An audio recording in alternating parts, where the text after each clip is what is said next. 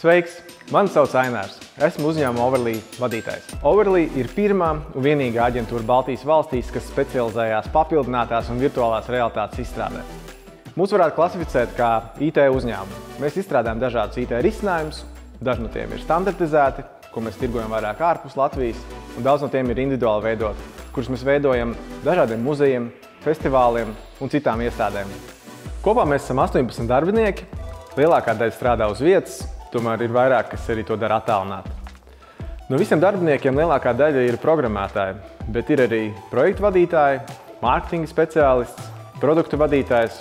Nu, esam divi vadītāji. Es esmu uzņēmuma vadītājs un ir arī tehniskais direktors.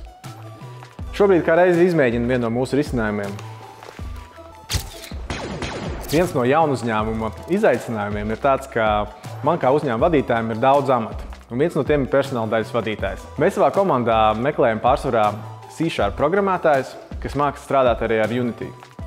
Tomēr pats svarīgākais ir tavas īpašības.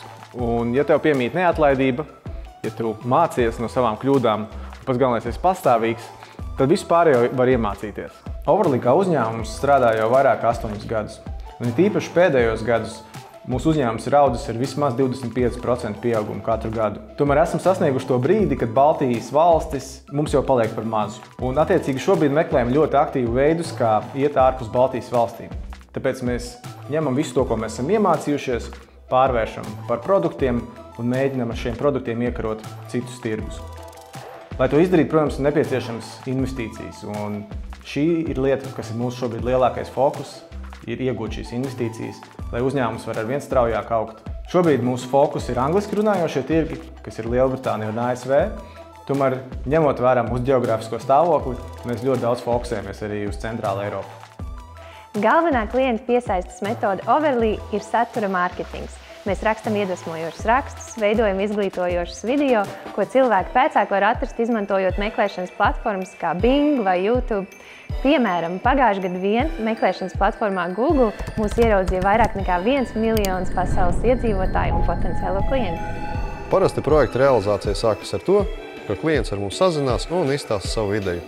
Tad kopīgi mēs izdiskutējam visas detaļas, lai atrastu tehniski labāko risinājumu.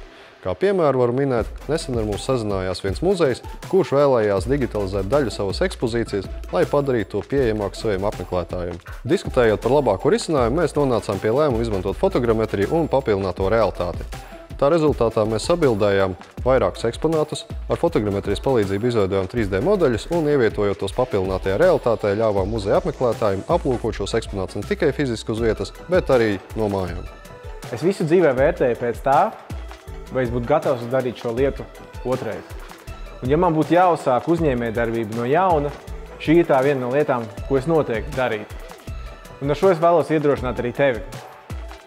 Jā, tā pieredze nav tā pati vienkāršākā, bet gandarījums ir neatsverams. Tāpēc, ja tev ir kāda ideja, vienkārši sāc to darīt un cīnies par viņu.